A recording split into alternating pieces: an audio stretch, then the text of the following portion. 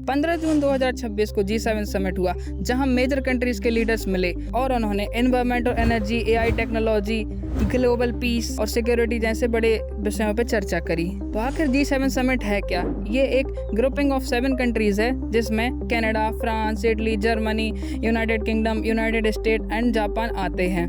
और ये सब हर एक साल में एक मीटिंग करते हैं, जिसे समिट कहते हैं। और ये अल्टरनेटिवली एक के बाद एक कंट्री से होस्ट करती है। जो भी कंट्री से होस्ट करती है वो वर्ल्ड में अभी वेल्दिएस्ट कंट्री के लीडर्स को इनवाइट करती है। जैसे इस बार इंडिया, ब्राजील और इजिप्ट को भी फ्रांस ने इनवाइट करा। चलिए अब हम देखें कि इसमें क्या मेन बातें रहीं और क्या डिसीजंस लिए गए। G7 में इस बार रशिया यूक्रेन वॉर पर बात हुई और उसके साथ एआई टेक्नोलॉजी और इनको कुछ बातें एनवायरनमेंट को सेव करने पर रहीं। और आज 16 महीनों बाद पीएम नरेंद्र मोदी ट्रंप से मिले, जहां उन्होंने ट्रंप से रिक्वेस्ट करी कि वो हॉर्मुज से हमारे जो शिप्स हैं उनको इजीली पास कराएं, वहां उनको कोई दिक्कत ना हो। और साथ ही साथ वो एक टेम्परेरी ट्रेड डील पर एग्री हुए। और देखा जाए तो ये मीटिंग पॉजिटिव रही, लेकिन इससे कुछ मेन बड़े डिसीजंस नहीं लिए गए। चलिए हम देखें कि नरेंद्र मोदी ने इस मीटिंग में क्या खास कहा। उन्होंने सारी कंट्रीज से कहा कि अब ट्रस्ट की कमी हो रही है, तो हमें ट्रस्ट बनाने पर काम करना चाहिए और कंट्रियों को मनी मेकिंग पर ही बस फोकस नहीं रखना चाहिए, इसकी जगह ह्यूमन लाइफ को सुधारने और ह्यूमैनिटी पे काम करें। और उन्होंने साथ ही साथ कहा कि इंडिया एनवायरनमेंट सेव करने की बात सिर्फ नहीं करता, इसके साथ वो काम भी करता है। आज उसने ग्लोबल ग्रुप्स बनाए हैं, जहां वो सोलर एनर्जी को फैला रहे हैं और उसी के साथ साथ नेचुरल डिजास्टर से बचने के लिए देशों की मदद कर रहे हैं। तो हम भी आप सारी कंट्रियों से आग्रह करते हैं